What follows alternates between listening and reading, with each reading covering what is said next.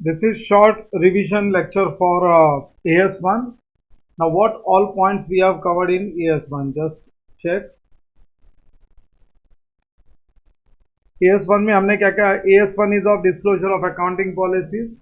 मैंने 6 पॉइंट्स में ये अकाउंटिंग स्टैंडर्ड कंप्लीट किया था. सबसे पहला मेरा पॉइंट था, this accounting standard is mandatory to be followed by all the enterprises, corporate हो या नॉन कॉर्पोरेट, सबके लिए ये मैंडेटरी है. बिकॉज ये स्टैंडर्ड के बिना कोई भी स्टैंडर्ड, इनफैक्ट ये स्टैंडर्ड के बिना कोई भी कंपनी के साथ डील करना है या नहीं करना पता ही नहीं चलेगा. क्वालिटी ऑफ कंपनी पता चलता है, whether to deal with this company और not. So accounting principles means rules of accounting, and rules are compulsory, and accounting policies are what?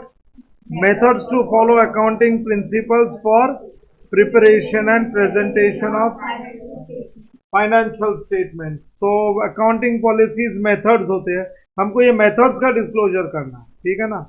और फाइनेंशियल स्टेटमेंट्स में क्या क्या कवर होता है? Financial statement includes P&L statement, balance sheet, cash flow statement and notes to account.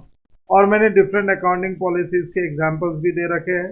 सबसे पहला example क्या है? Method of valuation of goodwill, treatment of inventories, बराबर, treatment of inventories for valuation. और इसमें भी क्या है था, NRV तो एक मार्केट प्राइस है, लेकिन जो कॉस्ट है उसमें बहुत सारे अलग अलग मेथड. फिर treatment of investment, treatment of lease, treatment of foreign exchange and treatment of borrowing cost.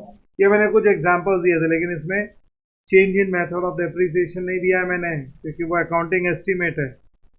फिर और क्या लिखा है? ऑल सिग्निफिकेंट है, याद रखना क्या लिखा? All significant, all important accounting policies which are used in preparation and presentation of financial statements are disclosed at one place. इसको सबको एक ही जगह पे, at one place in notes to account. छोटा सा अकाउंटिंग स्टैंडर्ड है, बट क्या है, छोटे से टाइम में रिकैप भी करने को आना चाहिए. लास्ट में बहुत सारे स्टैंडर्ड्स हो जाएंगे, तो ये शॉर्ट वीडियोस तुमको हेल्प करेंगे. ना how to select an accounting policy. Primary consideration क्या है? True and fair. लेकिन अगर दो पॉलिसी है, दोनों ट्रू एंड फेयर लगे, तो हमको जाना पड़ेगा सेकेंडरी कंसिडरेशन में. और सेकेंडरी कंसिडरेशन में 3 चीजें हैं. नंबर 1 इज प्रूडेंस, फिर सब्सटेंस ओवर फॉर्म, और उसके बाद क्या है? Materiality. Prudence, substance over form and materiality. Prudence का मतलब क्या होता है? प्रूडेंस का मतलब होता है, this is also known as concept of conservatism. अरे कंजर्वेटिज्म के कॉन्सेप्ट का मतलब है, it means those accounting policies should be given preference which allows recording of higher expense and lower income. बुरा सोच के चलो. Closing stock is valued at cost और market price whichever is lower because of prudence. Creation of RDD, reserve for doubtful debt. ये सब provision जो create करते हैं ना हम लोग सेल्स वारंटीज के लिए, अगर आफ्टर सेल्स एक्सपेंसेस की हमने कंडीशन रखी है सेल्स के टाइम पे कि तुम्हारा गुड्स अगर डिफेक्टिव निकला तो कंपनी अपने खर्चे पे तुमको रिपेयर्स करवा के देगी. तो जरूरी थोड़ी गुड्स डिफेक्टिव निकलेगा, बट फिर भी कंजर्वेटिज्म बोलता है निकला तो एक अमाउंट साइड में रखो. कोई आया ना उसका रिपेयरिंग करवाने के लिए, तो खर्चा लगने वाला है. फिर क्या है नेक्स्ट? Substance over form. इसको एक लाइन में समझाऊंगा. दैट ये वाली लाइन है, reality is given more importance than legality. हमको इंपॉर्टेंस रियलिटी को देनी है. अगर एसेट कंट्रोल में आ गया, ओनर नहीं भी बने, तो उसको बुक्स में लिख लो.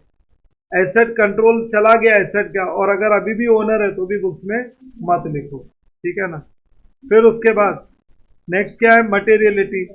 मटेरियलिटी तो क्या है ना, 2-4 लाइन में समझा नहीं सकता, बट फिर भी मैंने ट्राई किया है. क्या लिखा? It means accounting policy should be framed for material items only. अरे जो आइटम्स मटेरियल नहीं है ना, items which are not material can be ignored, summarise और रिटर्न ऑफ टू P&L स्टेटमेंट, और रिटर्न ऑफ टू P&L स्टेटमेंट. और मटेरियल का मतलब होता है इंपॉर्टेंट और बिग. कोई भी इंफॉर्मेशन, एनी इंफॉर्मेशन जो इन्वेस्टर का माइंड बदल देना, ये कंपनी में इन्वेस्ट करूं या नहीं करूं, वो मटेरियल इंफॉर्मेशन है, उसका डिस्क्लोजर चाहिए. सो आगे नेक्स्ट आ गया what? Disclosure of what? Fundamental accounting assumption. अरे फंडामेंटल अकाउंटिंग अजम्पशन में गोइंग कंसर्न है, कंसिस्टेंसी और एक्रूअल, और इसका ट्रीटमेंट पहले लिखा दिया। क्या ट्रीटमेंट है? Fundamental accounting assumption should not be disclose if followed. अगर फॉलो किया है तो डिस्क्लोजर नहीं चाहिए, लेकिन if not followed then disclosure is required in notes to account. अगर फॉलो नहीं किया तो डिस्क्लोजर चाहिए। गोइंग कंसर्न क्या बोलता है? गोइंग कंसर्न के हिसाब से it mean it is generally assume that business will continue for ever and there is no necessity to close down its operation. तो नॉर्मली हम लोग गोइंग कंसर्न मान के ही चलते हैं, उसके हिसाब से अकाउंटिंग करते हैं। फिर क्या है? Consistency. What does consistency mean? सारी अकाउंटिंग पॉलिसीज और treatment year after year same रहेगा, but that doesn't mean rigidity. बदलना है तो बदल सकते हैं, बदलने के रीजंस होते हैं। और क्या है next? Accrual. It means recording of income and expenses on time basis, not on payment और रिसीट बेसिस। करंट ईयर का इनकम है, करंट ईयर में लिखोगे। रिसीव्ड हो गया तो भी लिखोगे, रिसीवेबल है तो भी लिखोगे, बट अगले साल का रिसीव्ड इन एडवांस है तो माइनस कर दोगे। करंट ईयर का एक्सपेंसेस है, पेड है तो भी लिखोगे, आउटस्टैंडिंग है तो भी लिखोगे। अगर अगले साल का प्रीपेमेंट कर दिया तो माइनस कर देने का, पिछले साल का पे किया तो भी माइनस कर देना, ओपनिंग आउटस्टैंडिंग भी माइनस हो। फिर उसके बाद लास्ट पॉइंट क्या था? If there is any change in accounting policy made by entity, तो क्या क्या डिस्क्लोजर देने का? ओल्ड पॉलिसी क्या थी, न्यू पॉलिसी क्या है, reasons for change in policy, impact on current year and next year. If impact can not be measured then this fact should also be disclose. और क्या दिया है? Reasons for change in accounting policy. अब reasons में क्या है? For compliance of accounting standard, for compliance of law and for better presentation of financial statement. ठीक है ना? So with this I take this summary lecture as complete, and this summary will be very useful towards the end। 2 महीना, 3 महीना, 4 महीना, 5 महीने बाद exams के time पे जब देखोगे तभी क्विकली रिकैप हो जाएगा। जो स्टैंडर्ड को करने में 2-2, 3-3 घंटा लगता है, 2-2 लेक्चर्स रखते हैं, वो कुछ 10 से 15 मिनट में तुम्हारा रिकैप हो जाएगा।